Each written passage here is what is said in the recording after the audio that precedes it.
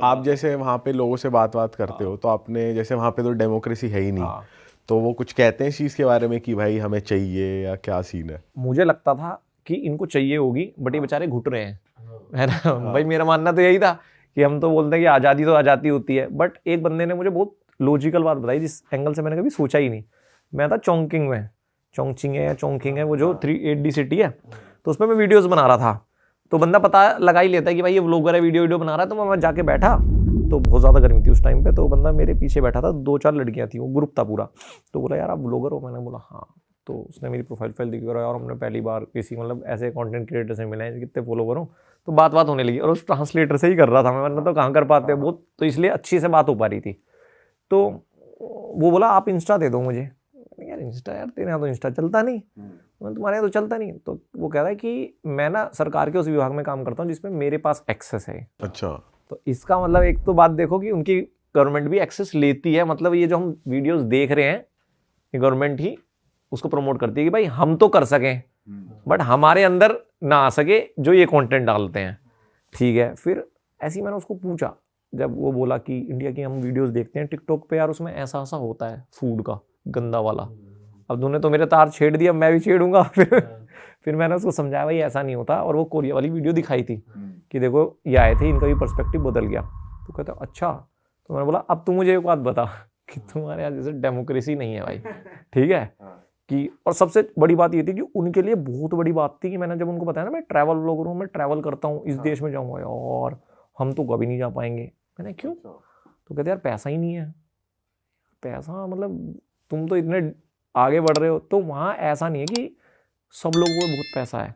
क्योंकि ये हमने अक्सर सुना है चाइनीज बहुत अमीर होते हैं पैसे। वहाँ कुछ लोगों पे बहुत पैसा है, तो वो जीडीपी ऐसे बढ़ जाती है। जैसे घर में 5 बालक हैं, तो उनमें से एक बहुत अमीर हो जाए तो घर की जीडीपी बढ़ गई ना भाई, गाड़ी तो घर के भारी खड़ी होगी।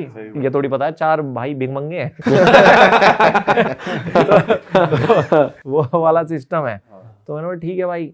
तो वो बोला कहाँ जाए? मैंने थाईलैंड वाईलैंड चला जी, ऐसी बात हुई। फिर मैंने उसको ये बोला कि भाई तुम्हारे यहाँ जैसे डेमोक्रेसी नहीं है, तो आपको लगता नहीं?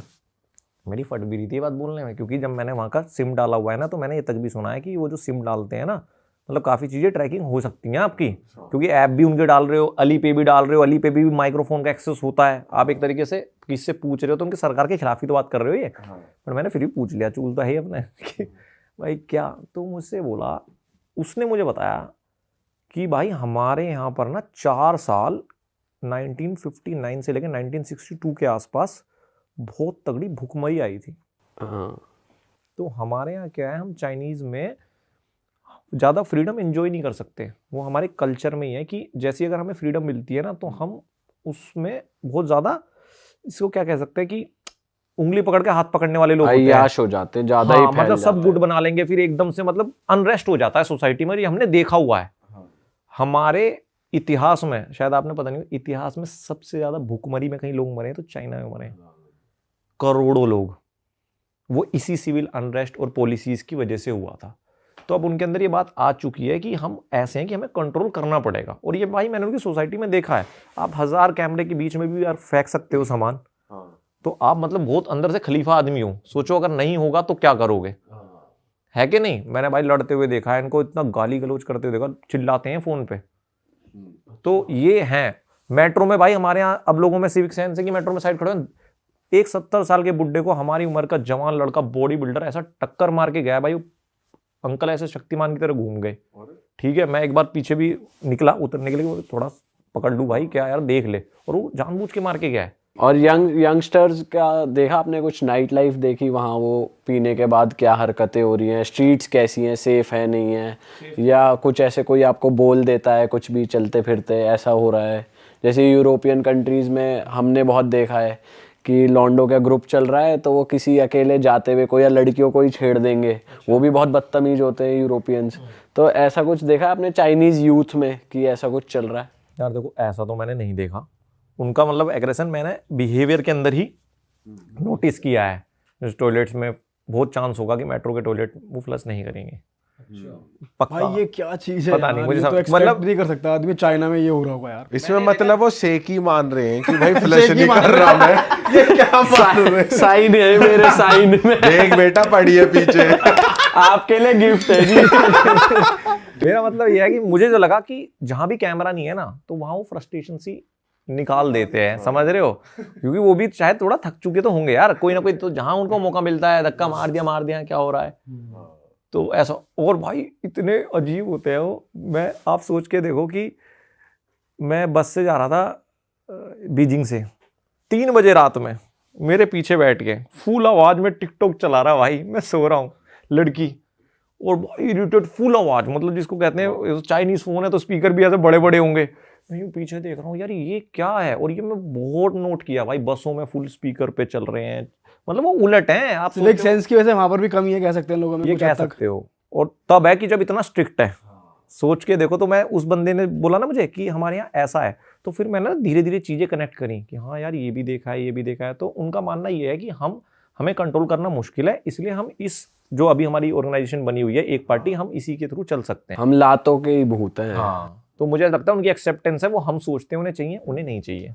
भाई आपने ऐसा भी कुछ नोटिस करा, ऐसे चाइनीज लोगों के लिए कहा जाता है कि ये कद में छोटे रहते हैं, पर अब ये ऐसे हैं कि मतलब कुछ जेनेटिकली कुछ कर रहे हैं ऐसा कि भाई लंबी लंबी हाइट हो रही है इन सब की, कुछ ऐसा नोटिस किया हो रहा है ऐसा? मेरा एक व्लॉग है, कोई बोले कि भाई यहाँ बोल रहा है, शंघाई का व्लॉग है, किसी ने नहीं देखा जाके देखना। शायद उसमें बीच में जब मैं वो शहर घूम रहा हूँ, उनकी मेन मार्केट में हूँ। एक तो भाई सबसे बड़ी बात, उनके हर शहर में ना न्यूयॉर्क का टाइम स्क्वायर बना रखे हैं उन्होंने। न्यूयॉर्क का टाइम स्क्वायर पे 2-4 स्क्रीन लोग देख के मतलब बढ़िया अच्छा लगता है भाई बढ़िया लगता है, वो चकाचौंध है वो तो। वो उनके हर शहर में है भाई। और ऐसा नहीं छोटा मोटा लेवल भाई, सोचो गुची, अरमानी, ये ब्रांड तो, हर्मीज तो ऐसे पड़े हुए हैं वहां पर जैसे कुछ है ही नहीं, ये कुछ है ही और नहीं भरे हुए हैं लोग, भरे जा हुए रहे भाई, इस गली में उस गली में गुची है, उस गली नहीं में मतलब दोबारा मैं गुची पूछ है। रहा हूँ, लोग शॉपिंग कर रहे हैं खूब। करते तो हैं भाई, करते तो हैं भाई जैसे हमने यूके में देखा है, चाइनीज वो एक बिस्टर विलेज है वहाँ जहाँ डिस्काउंट लगता है ऐसे उस पे, तो वो फेमस इसलिए कि चाइनीज खाली सूटकेस लेकर आते हैं वहाँ और भर के शॉपिंग करते हैं भाई उन ब्रांड्स। expensive है वो? हाँ, एक्सपेंसिव ब्रांड्स है पर वो डिस्काउंटेड रेट पे मिलते हैं वहाँ पे उन बिस्टर विलेज में, तो वहाँ चाइनीज शॉपर्स बहुत आते हैं। तो हमने ऐसे देखा है चाइनीज शौकीन होते हैं और पैसे वाले भी होते हैं। भाई। पैसा तो देखो रखेंगे ना, कि उनके देश में जब सिस्टम ही है कि आप घर नहीं खरीद सकते, मतलब आप कितने भी अमीर हो लीज पे मिलेगा। 70 साल की लीज है आपका खुद का घर, और 40 साल की दुकान होती है। तो अगर आपको उनके पर्सपेक्टिव से देखा जाए तो वो ये बोलते हैं कि जिसने खरीदा है 30 साल में, नॉर्मल एवरेज बंदा घर खरीदता है, तो 70 साल हो गए तो 100 साल का हो गया तो मर जाएगा, उसका लड़का भी 20, 30, 40 साल का हो जाएगा। तो उसको हम काबिल बनाना चाहते हैं अपनी जनता को, ठलवा नहीं। उनका मानना ये है कि भाई ताकि उसके पास करने के लिए होगा क्या, तो और वेल्थ भी ऐसे ट्रांसफ़र होती रहेगी, सरकार हमेशा पावरफुल रहेगी। तो क्योंकि प्रॉपर्टी से लोग ज़्यादा अमीर हो जाते हैं, तो उनकी एक पॉलिसी है कि कोई भी बंदा हमसे अमीर नहीं हो सकता सरकार से, तो इसलिए वो सेविंग करते हैं कि घर खरीदना पड़ सकता है। आपकी एक वीडियो बहुत वायरल हुई थी, करोड़ों में व्यूज आए थे, कि आप वो दिखा रहे थे उसमें कि सीढ़ियाँ हैं, एस्केलेटर्स हैं, और वो एकदम डीप डाउन पाताल लोक में जा रही हैं। आपने उसे पाताल लोक की सीढ़ियाँ बता दी, वो था क्या? भाई मुझे क्या पता चला कि जब मैं उस 8D सिटी में गया था, मैंने सुना तो था कि 8D सिटी है। अब मैंने जितनी वीडियोस देखी थी उस वीडियो में वो क्विक्सिंग बिल्डिंग जो है सिर्फ वही दिखाई जाती है। तो मैंने सोचा कि ऐसा हो सकता है एक शहर है और उसमें एक बिल्डिंग है और उसका ये पैमाना होगा कि भाई ग्राउंड फ्लोर और 20th फ्लोर होता है।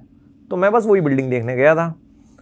तो जैसे ही मैं उस शहर में गया, मैंने अपना होटल बुक किया हुआ था आसपास ही सिटी सेंटर के तो हुआ क्या, मैंने चेक इन किया अपना होटल में। जैसे ही मैं चेक इन करके कि चलते हैं भाई बाहर घूमते हैं, तो आदमी क्या करेगा बाहर जाने के लिए, सबसे पहले किसी भी फ्लोर पे वो ग्राउंड फ्लोर जाएगा। मैंने ग्राउंड फ्लोर बटन दबाया, मैं बाहर निकला, यार ये जगह तो कुछ अलग सी लग रही है, जहाँ से घुसे थे ये तो वो नहीं है। तो क्योंकि आप बाहर निकलो जिस रास्ते से थोड़ा पता चल जाता है, मैं थोड़ा सा ऐसा हुआ। अब उससे पूछूं भी क्या यार, उसको समझ ना आए, है ना। मैं दोबारा एक्सीलेटर पे गया। अब मेरे साथ जो नैना दी उसने बोला कि यार 11वें फ्लोर से आए थे हम। अरे वाह, आपने ये वीडियो यहाँ तक देख ली भाई, तुमने हमारी मेहनत सफल कर दिया। तुम ही लोग हो असली रियल हिट। और अगर आपको बहुत मजा आ रहा है ऐसी क्लिप्स में, ऐसी वीडियोस में, तो फटाफट जाइए प्लेलिस्ट पे, बिंज वॉच कीजिए और सारी वीडियोस देख डालो और मौज काटो। That is it. हम मिलेंगे नए पॉडकास्ट में, नए क्लिप में। Till then bye bye, see you, take care, do subscribe.